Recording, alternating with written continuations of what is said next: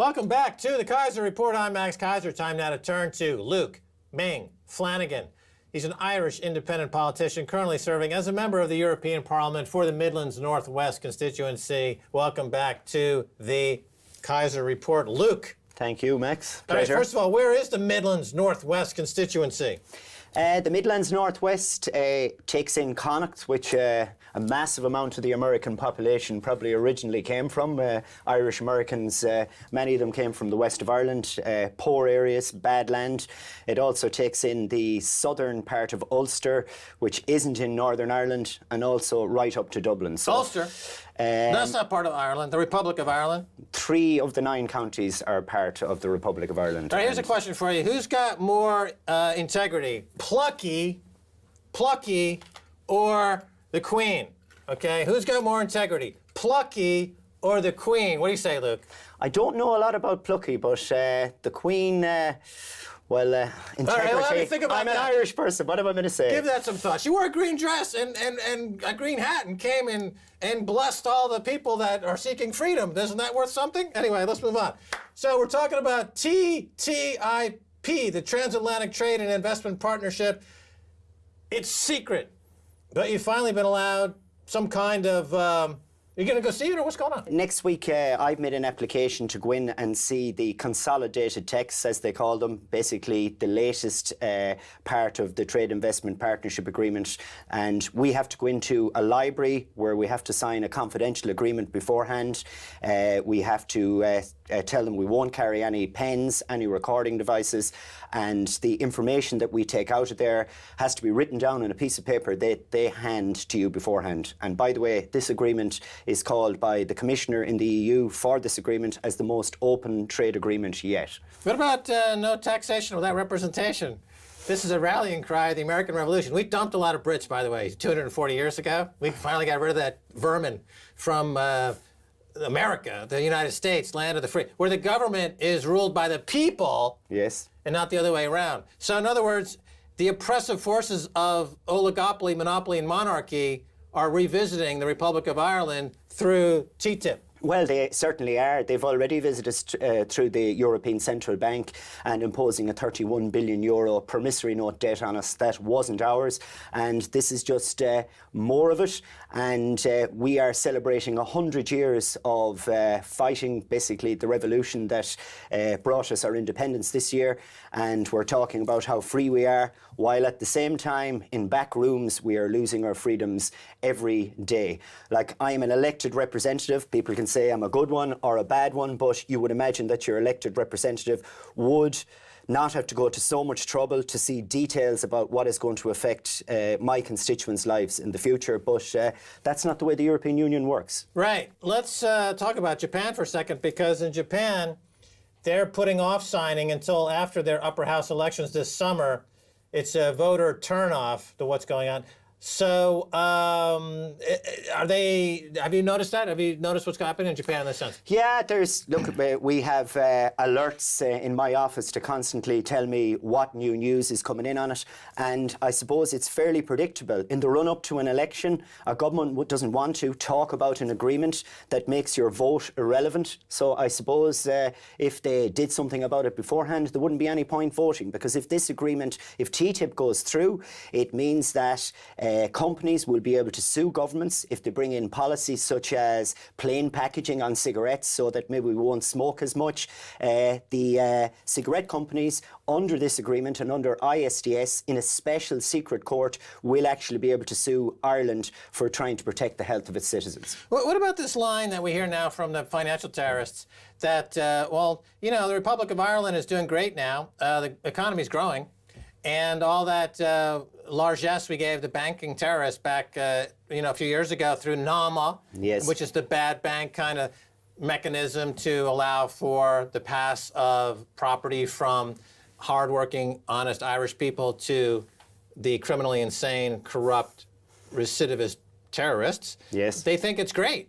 Is that what I mean? But well, that's the official line, and I suppose that has to be the official line, because if they didn't say that, then they'd have failed. But if they're doing so well, how come they're charging people for water? Well, if we're doing so well, how come there are so many people living in cars with their children, so many people homeless, and this debt that supposedly we've got over? In the last 4 years, we've had to pay back 6 billion euros of that, which wasn't our debt in the first place. And given that we have a homeless crisis and we could actually build 150,000 homes in our country and provide them to people, I think that would be a better option. And when it comes to growth, it's very hard to grow when you're living in a car with your child. You can't really develop. So if they think that's a success, so be it. But I don't think it's a success. But in Ireland, we seem to be moving more and more to an American model, and this TTIP will facilitate that, because we will end up possibly with a situation where we don't get as much holidays as we do now. Because, I mean, if you're taking 3 and 4 weeks holidays a year, how on earth can you produce as much as an American company? And we've got to compete with them. And we'll probably end up with no holidays, because apparently that's progress. I think they call it rationalisation of the economy. So much attention's been given to the Panama Papers, tax avoidance in general. Ireland is a country known for its ability to offer tax avoidance. Yes. The double Dutch royalty evasion scam used by musicians, the low tax rate, which is lower than other European countries, attracting the likes of And it's even lower than the headline tells us. Okay, So you've got American companies there. Bono, the lead singer for U2, said a couple... From Holland? He's from the Netherlands now. He's from the Netherlands now, but he said a couple of years ago that, well, it's okay for Ireland to offer tax avoidance because we have no natural resources. This is the only way we can attract people to Ireland. Your thoughts? Well, I think we have plenty of natural resources. We have oil off our coast. We have gas off our coast. We have any amount of fresh, free-flowing water. I understand that's a valuable commodity. Wait a minute. If Facebook's going there and Google and all these high-tech companies, because you've got a highly educated English-speaking population, why can't Ireland create their own entrepreneurs and their own high-growth entrepreneurial companies? Isn't that the natural resource? Educated English-speaking people? Well, that should be the natural resource, but I think there is this thing in Irish culture called post-colonial syndrome, where I think deep down we feel that we can't succeed and we can't be ambitious. But I think that's something that has to be injected into the Irish people, that they'll actually believe this, because what's happening at the moment is benefiting a few, all right, but in Ireland the new thriving is surviving. You're meant to jump up and down and celebrate if you can just about pay your bills and have nothing left at the end of the day. That is apparently the new world we live in, and we're meant to accept it. Yeah, it's very confusing for people coming into places like Belfast to understand what the politics are. I remember I met up with Danny Morrison there a few years ago, and we went touring around some of the famous areas during the Troubles, and it just never understood why the Protestant population was waving British flags all the time, while at the same time maintaining that they're Irish. It never made sense to me. Either you're English or Irish. You can't be both. Well, I suppose if you're a loyalist, you come with the belief for historical reasons, and maybe where you originally came from Scotland, you come with the belief that it's part of Great Britain. And generally, if you come from the Catholic tradition, you believe it's a part of the Republic of Ireland. Why don't they just name that whole Northern Ireland part West Blackpool to give it more to what it is? It's actually part of England. It's not Irish. Yeah, you know, I don't get it. But, I mean, you go there and you listen to 15 different versions of the same story. I mean, that's very Irish, is that everyone's quarreling with everybody over everything all the time. There seems to be no end to it. That makes no sense at the end of the day, except go down to the pub and have a pint. But other than that, there's no political logic to it. I am watching your American presidential race at the moment. Tell me about it. And I could say it's a little bit rich to say that, really, when you look at your culture, because... really, it's turning into a little bit of a joke at this stage. You yourself said we took in a lot of Irish people. Maybe. Is that the effect? That could be it. There is, I suppose, some of the logic to loyalists and Protestants not wanting to be part of a united Ireland was the fear that it would be ruled by Rome and ruled by the Pope. That fear actually came through. We had a system in Ireland, you've heard of the Taliban, we had the Catalaban.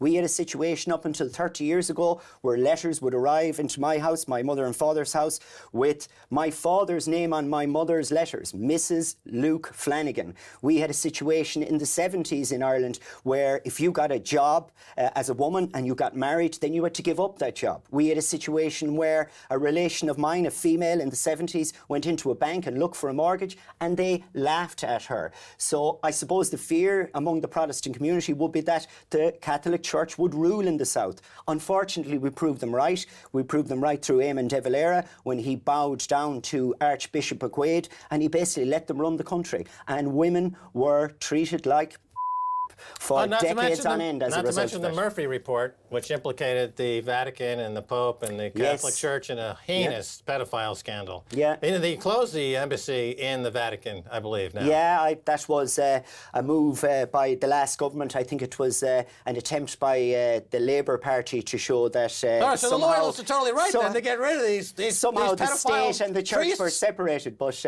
they're not quite separated yet in Ireland. But we are getting there. We had a gay marriage referendum and it was passed by popular vote. So slowly but surely we are changing, and that's a good thing. But all right, let's get back to TTIP because I think we get an interesting point here because these two factions they fear outside influence. Yes. TTIP is an outside influence that would seem to unite the North and the Republic against this outside influence. They're both being screwed unmercifully. Really, the only people that it will benefit are people who sell hormone-treated beef in the United States of America, people who sell chlorinated chicken in the United States of America, and we're talking about harmonising standards. The question is, will the standards harmonise up to a European level, or will they harmonise down to a US level? And we'll go back to what I said earlier about working conditions and the amount of holidays that you have. A European level and a US level. I certainly do, without doubt. We have about a minute left. Let's talk about that. There are higher environmental standards in the European Union, and this is something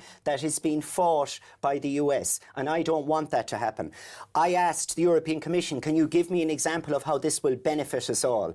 I was told that people in Spain would be able to export oranges to California, and people in California would be able to bring oranges across to Spain. I would love to know how the European Union puts that together with the fact that we're meant to be fighting climate change. I mean, if you are bringing oranges from one part of the planet to the other and vice versa, that certainly is not helping the planet in any way. Okay, and that's the great contradiction with the European Union. 10 seconds left.